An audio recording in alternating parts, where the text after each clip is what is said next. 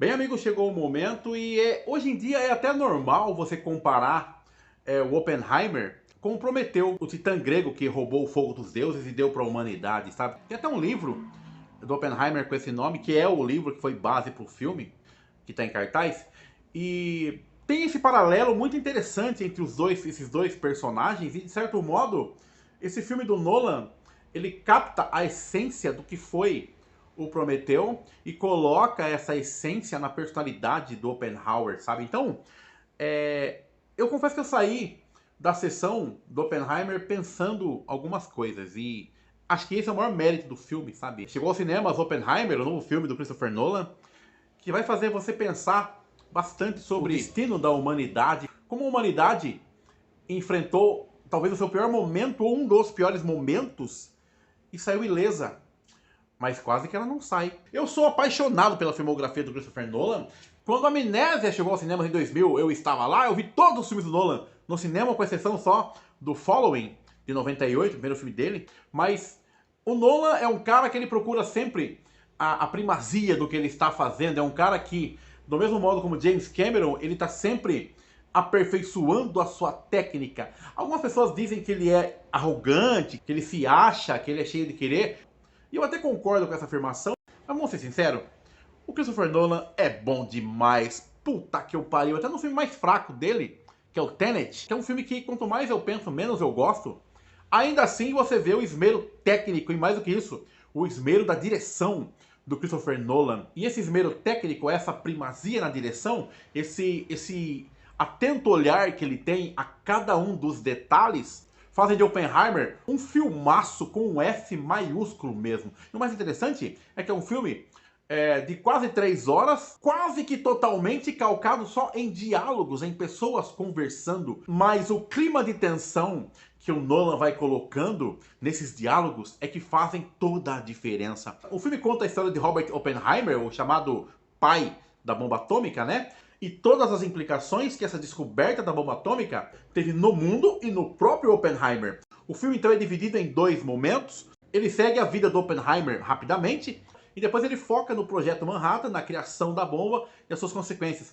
Paralelo a isso, nós vemos um recorte do julgamento e as consequências quando o Oppenheimer é acusado de comunismo. E além da primazia, da qualidade dos diálogos do filme, nós temos que destacar aqui também a montagem de Oppenheimer, que é brilhante. Aliás, se tem uma coisa na filmografia do Nolan que eu gosto muito e que é o seu diferencial, são as montagens dos seus filmes. Tirando talvez o Insônia, que é mais convencional, os outros filmes dele sempre tem uma montagem embaralhada, confusa a princípio, sempre com 2 ou 3 linhas narrativas diferentes, sem perder o foco. Quer dizer, tirando o Tenet, que é o mais fraco, que é um filme com uma ideia interessante, mas com uma montagem confusa demais. Acho que no Tenet o Nolan se perdeu um pouco. Mas aqui em Oppenheimer, ele não se perde. Muito pelo contrário, ele tem total controle da história, melhor ainda, das histórias que ele quer contar. E a montagem das duas linhas narrativas caminham progressivamente de maneira orgânica.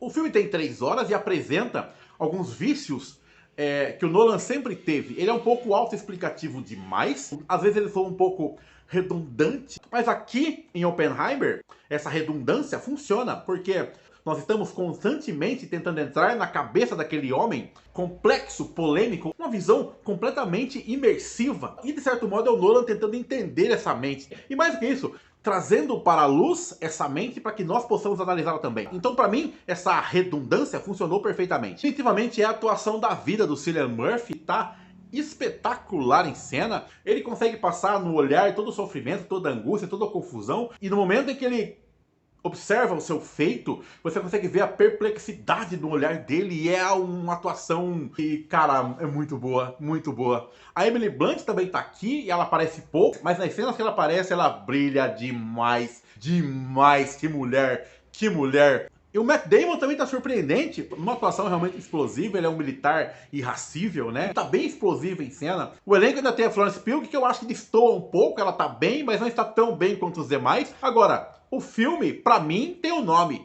e esse nome é Robert Downey Jr. No momento em que ele aparece, até o final do filme, esse cara dá um show de interpretação, provavelmente é a atuação mais espetacular da carreira dele. Eu gosto do que ele fez em Chaplin, 1990, mas aqui ele simplesmente some no papel. Você não consegue ver nenhum traço do Robert Downey Jr. Ele está a serviço da história, a serviço do personagem, numa atuação simplesmente impecável. Eu tenho certeza que ele vai ter uma indicação para ator coadjuvante pro Oscar do ano que vem. Porque se não tiver também vai ser muita marmelada, mas muita marmelada. É um elenco realmente muito bom, que ainda tem o Gary Oldman, o Jason Clarke, o Kenneth Branagh, em atuações pontuais, mas impecáveis. O filme mostra claramente que Robert Oppenheimer queria deixar um legado para a humanidade. Não um legado de destruição e sofrimento, mas sim um legado de conhecimento e sabedoria. E quase 80 anos depois, esse legado volta à vida, através do Christopher Nolan, que é um dos maiores diretores da atualidade.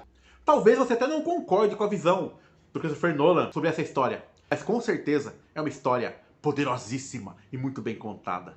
Coisa que só um dos grandes diretores da atualidade poderia fazer. Vou ficando por aqui. Um beijo pro meu pai. E pra você. Vocês saírem.